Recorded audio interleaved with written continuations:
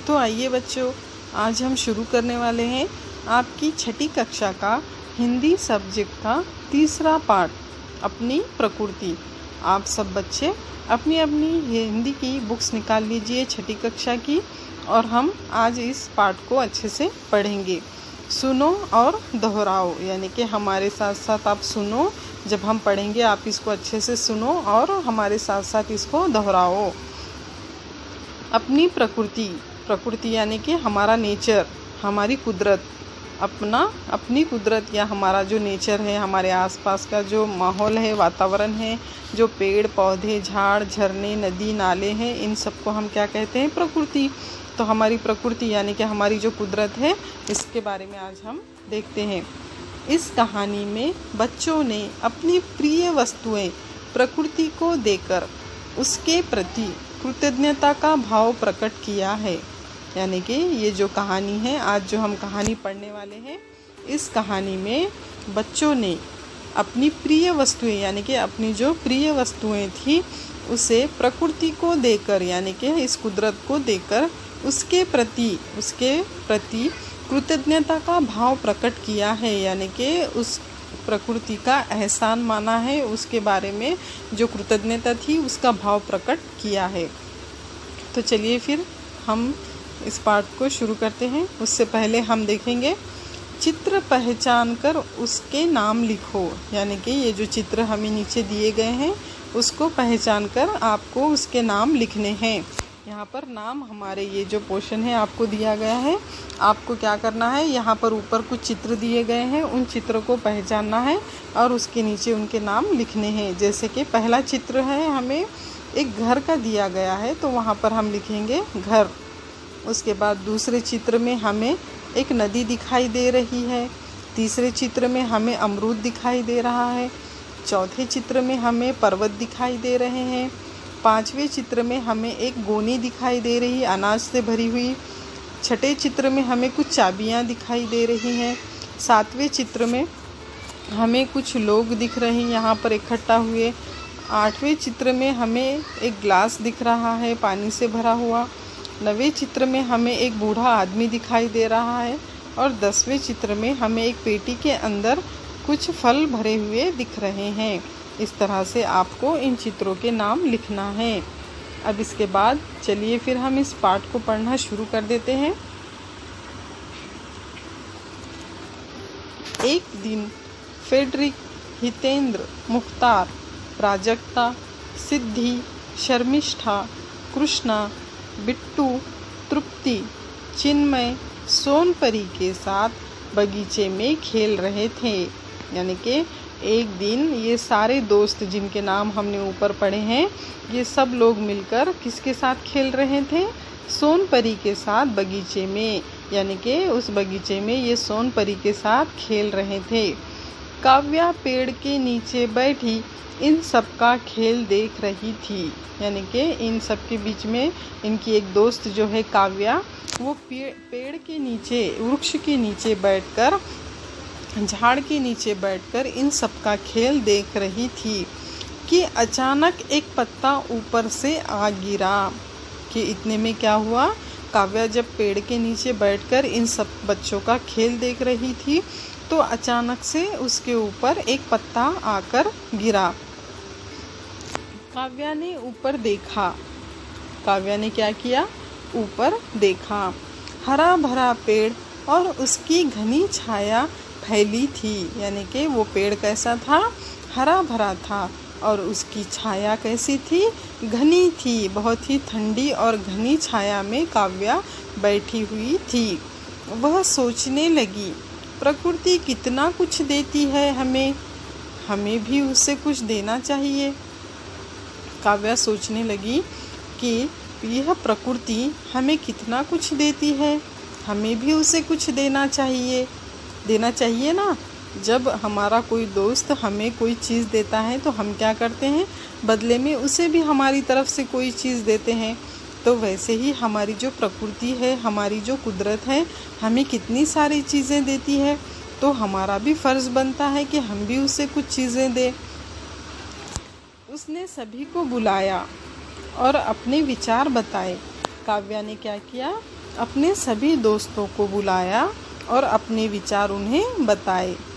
सभी सोचने लगे, अरे हाँ, हमें भी कुछ देना चाहिए। सभी दोस्त, काव्या के जो दोस्त थे सभी, वो भी सोचने लगे कि हाँ, हमें भी इस प्रकृति को कुछ ना कुछ तो देना ही चाहिए। चिन्मय बोला, क्यों न बाल दिवस पर हम प्रकृति को कुछ दें।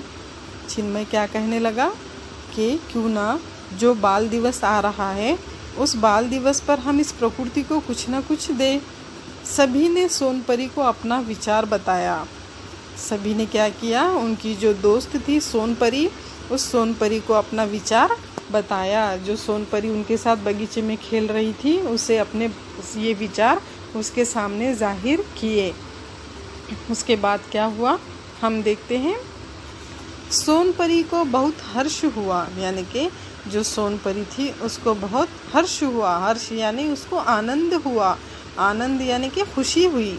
वह सबको अपने साथ लेकर आकाश में उड़ चली। सोनपरी ने क्या किया, परी क्या करती है, कहीं पर भी उड़ सकती है, आ जा सकती है। आपने कहानियों में देखा होगा कि परियां किस तरह से जादू की चीज़ें करती हैं।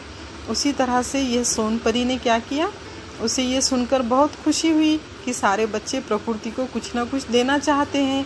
तो उसने क्या किया, उन सारे बच्चों को लेकर अपने साथ आकाश में उड़ चली। उसने कहा, नेकी और पूछ पूछ। उसने क्या कहा कि नेकी और पूछ पूछ, यानी कोई भी अच्छा काम करना हो तो इसमें पूछने की ज़रूरत नहीं है। दोस्तों, तुम जो कुछ प्रकृति को देना चाहते हो उसकी कल्पना करो। उसने अपने दोस्तों से कहा, जो जिन सारे बच्चों को वो आसमान में लेकर उड़ गई थी, उन बच्चों से वो कहने लगी कि दोस्तों, तुम जो कुछ प्रकृति को देना चाहते हो उसकी कल्पना करो। यानी कि तुम इस प्रकृति को, इस कुदरत को जो कुछ भी देना चाहते हो, तुम क्या करो, अपने मन में उसकी कल्पना करो। मैं तुम्हारी हर कल्पना को सुंदर उपहार में बदल दूंगी। मैं क्या करूंगी, तुम्हारी हर कल्पना को सुंदर उपहार में बदल दूंगी। उपहार यानी तोहफे में बदल दूंगी। फेडरिक और सिद्धि ने अपने खिलौने आकाश को देने का मन बनाए। फेडरिक और सिद्धि ये दोनों ने क्या किया कि अपने खिलौने आकाश को देने का मन बनाए। उन्होंने आसमान को, आकाश यानी आसमान को, अपना जो खिलौने थे खेलने के वो देने का मन बनाया। सोचते ही खिलौने ने बादलों का रूप ले लिया और पानी बरसने लगा। जैसा ही फेडरिक और सिद्धि ने सोचा कि हम अपने खिलौने आसमान को दे देंगे, वैसे ही उस परी के जादू से क्या हुआ कि जैसे ही उन्होंने ये सोचा तो वो खिलौने क्या बन गए, बादल बन गए। और बादल का रूप लेकर वो पानी बरसाने लगे, यानी कि बारिश होने लग गई। काव्या और हितेंद्र ने पर्वत को मिठाई देने की इच्छा व्यक्त की। यानी कि जो दो दोस्त थे उनके, काव्या और हितेंद्र, उन्होंने क्या किया कि पर्वत को मिठाई देने की इच्छा व्यक्त की। पर्वत को क्या दिया उन्होंने, मिठाई दी। यह इच्छा शानदार वृक्षों में बदल गई। यानी कि उनकी यह जो इच्छा थी उसे सोनपरी ने किस में बदल दिया, वृक्षों में बदल दिया। यानी पर्वत के ऊपर वृक्ष आ गए। शर्मिष्ठा एवं कृष्णा पृथ्वी को अपनी गुड़ियाँ देना चाहती थी। शर्मिष्ठा और कृष्णा इन्होंने क्या किया, पृथ्वी को अपनी गुड़ियाँ देना चाहती थी, यानी गुड़ियाँ दी। देखते देखते उनकी चाह नदियाँ बनकर पृथ्वी पर बहने लगी। जैसे ही उन्होंने सोचा कि हम इस पृथ्वी को अपनी गुड़ियाँ देंगे, तो यह सोचते ही सोचते या देखते ही देखते उनकी जो गुड़ियाँ थी वो नदियाँ बनकर पृथ्वी पर बहने लगी। यानी कि उनकी नदियाँ बन गई। उसके बाद क्या हुआ हम देखते हैं यहाँ पर।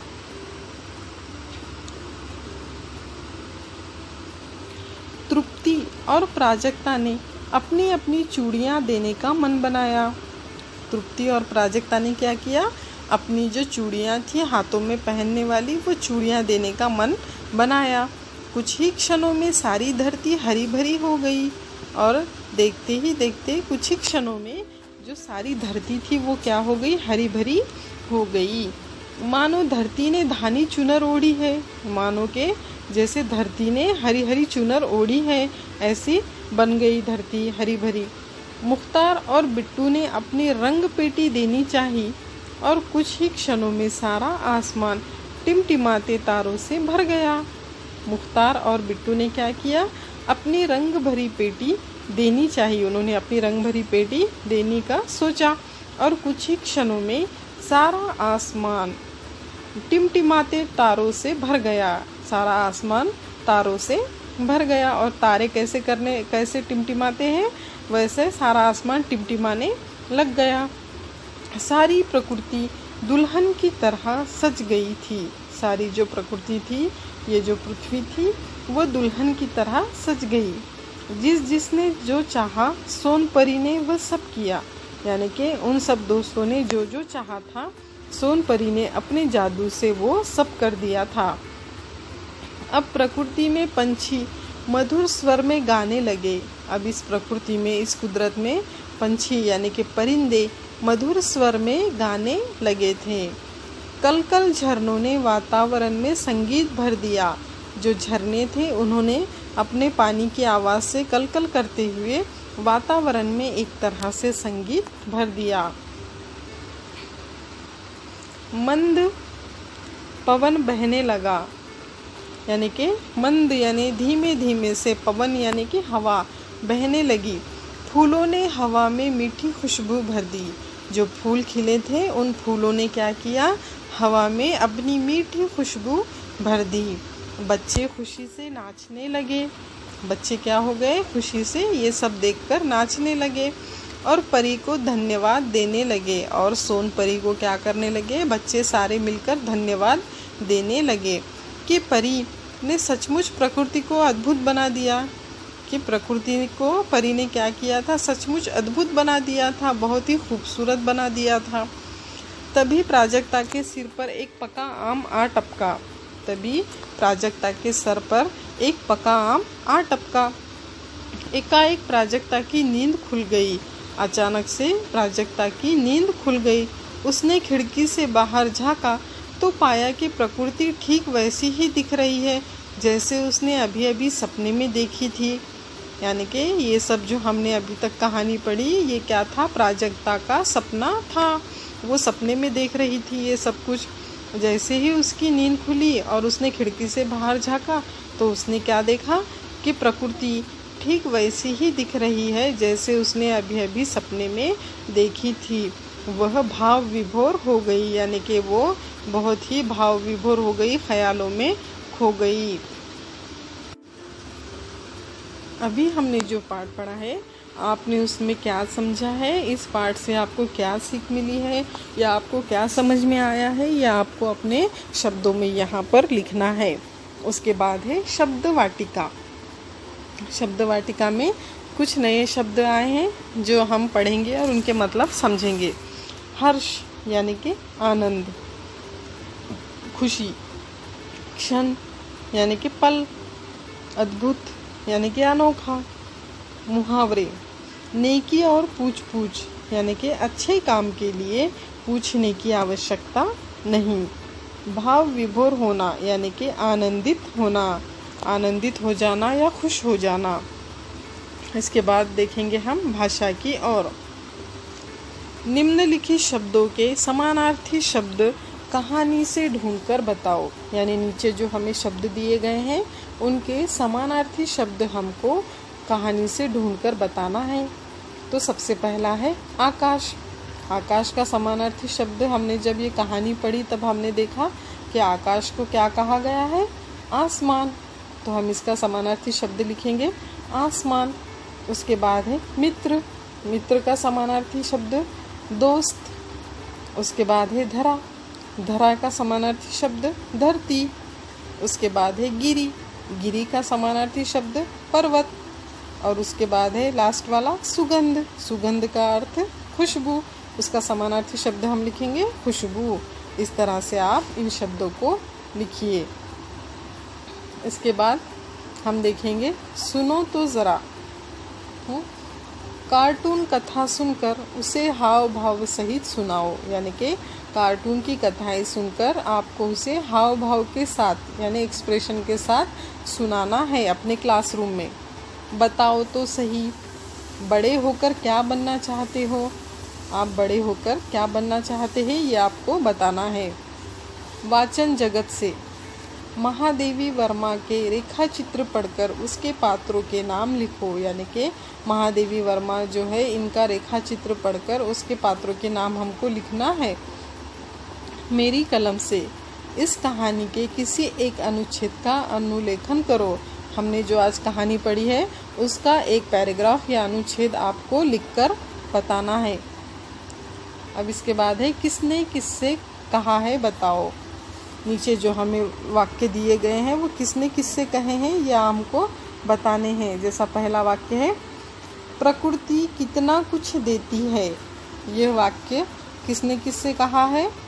काव्या ने अपने आप से कहा है। तो इसका आंसर हम लिखेंगे काव्या ने अपने आप से। उसके बाद है 2 नंबर, मैं तुम्हारी हर कल्पना को सुंदर उपहार में बदल दूंगी। मैं तुम्हारी हर कल्पना को सुंदर उपहार में बदल दूंगी। ये किसने किससे कहा है? सोनपरी ने अपने सभी दोस्तों से कहा है। इसके बाद 3 नंबर है, बाल दिवस पर हम प्रकृति को कुछ दे। ये किसने किससे कहा है?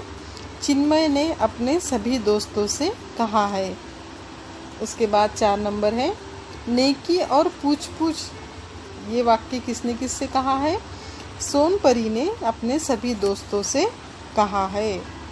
इसके बाद हम देखेंगे, सदैव ध्यान में रखो, प्रकृति से हमें देने की सीख मिलती है। यानी कि किस तरह से प्रकृति हमें फल फूल, ठंडी छाया, लकड़ी और खुशबू, ऑक्सीजन देती है। ये देने की सीख हमें यहाँ से मिलती है, प्रकृति से हमें देने की सीख मिलती है। उसके बाद है, ज़रा सोचो बताओ, यदि तुम्हें परी मिल जाए तो आप क्या करोगे? यह आपको सोचना है और बताना है। अगर आपको कहीं पर परी मिल जाए तो आप क्या करोगे? आपको यहाँ पर बताना है। उसके बाद है अध्ययन कौशल्य, किसी परिचित अन्य कहानी लेखन के लिए मुद्दे तैयार करो। किसी परिचित यानी कि आपने जो कहानी इससे पहले कभी सुनी होंगी या आपके जो परिचित की है उस कहानी का लेखन के लिए आपको मुद्दे तैयार करने हैं। उसके बाद है विचार मंथन, साइकिल चलाओ पर्यावरण बचाओ। आपको इस विचार पर मंथन करना है कि साइकिल चलाओ पर्यावरण बचाओ। जैसे कि साइकिल चलाने से क्या होता है? प्रदूषण कम होता है, हमारी एक्सरसाइज भी होती है और पेट्रोल की बचत होती है। इस तरह से हमको विचार मंथन करना है। उसके बाद है स्वयं अध्ययन, दिए गए चित्रों के आधार पर उचित और आकर्षक विज्ञापन तैयार करो। नीचे जो चित्र हमें दिए गए हैं उनके ऊपर हमको उचित और आकर्षक विज्ञापन तैयार करना है। जैसे यहाँ पर हमें कुछ किताबें, बुक्स दी गई हैं, उनके ऊपर हमें एक विज्ञापन तैयार करना है। उसके बाद हमें यहाँ पर कुछ खेलने की चीज़ें दी गई हैं, जैसे बैट बॉल है, फुटबॉल है, टेनिस है, बैडमिंटन है, चेस है, शतरंज का खेल है। इनके बारे में हमें विज्ञापन तैयार करना है। इस तरह से आप इनके विज्ञापन तैयार कीजिए।